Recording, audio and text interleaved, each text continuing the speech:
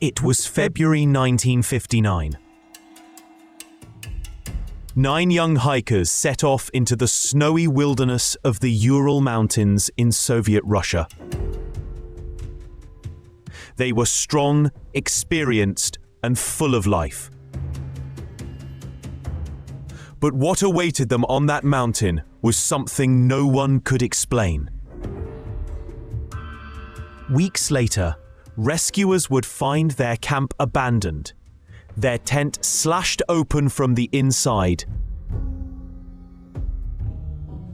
and their bodies scattered across the frozen slopes. Some were barefoot, some were missing eyes, and one was missing her tongue. What really happened at Dyatlov Pass? Before we enter one of the darkest mysteries of the 20th century, make sure to like this video and subscribe to Think Again, where the world's strangest stories are brought back to life. The group was led by Igor Dyatlov, a 23-year-old engineering student. His team, 8 men and 2 women, were all experienced hikers, determined to conquer the brutal trek to Mount Otorten. For days, their journey went as planned. They took photos, kept journals, laughed, and pushed forward through deep snow. But their last entry stopped on February 1st. That night, they set up camp on the slope of Kholat Syakhl, a name that locals said meant Mountain of the Dead. When they failed to return, search parties were sent. What they found still terrifies investigators. The hiker's tent was discovered, collapsed under snow. But something was wrong. It had been cut open from the inside. Their belongings, boots, jackets, food, cameras were all left behind.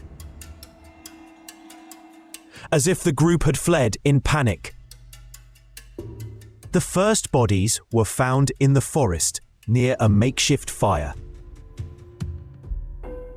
They were barely dressed, some without shoes, their hands burned as if they tried desperately to keep warm.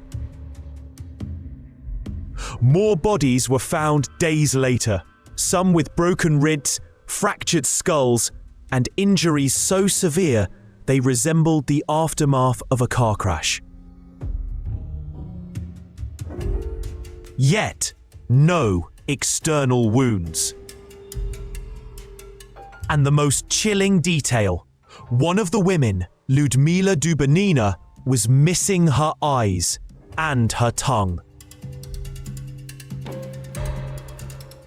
The Soviet authorities investigated, but their conclusion was vague.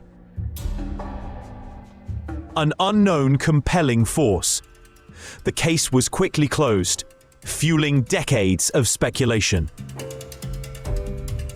So what really happened that night? One theory suggests an avalanche forced the group to cut their way out of the tent and flee. But the slope was not steep enough, and evidence of an avalanche was never found. Others point to military testing, secret Soviet weapons, perhaps parachute mines, which could explain the blunt force injuries without external wounds. But why would the government cover it up so quickly? Then there are stranger theories. Some argue the hikers encountered a Yeti-like creature, fleeing in terror. Others point to infrasound, powerful, low-frequency winds that can cause panic, confusion, and hallucinations. And of course, There are whispers of UFOs. Bright lights were reportedly seen in the sky around that time. Could the hikers have stumbled onto something not of this earth? The truth may never be known. In recent years, new studies have revisited the avalanche theory, but many details still do not add up. Why did they abandon their warm clothes? Why were some injuries so extreme? Why mutilation on one body and not the others? The Dyatlov Pass incident remains one of the greatest unsolved mysteries of modern times. 9 young lives cut short, a mountain scarred forever by unanswered questions. Was it nature? Was it man? Or was it something beyond our understanding? The snow may have buried their footsteps, but the mystery of Dyatlov Pass will never fade. This is Think Again, where the world's darkest mysteries remain alive in shadow. Until next time, think again.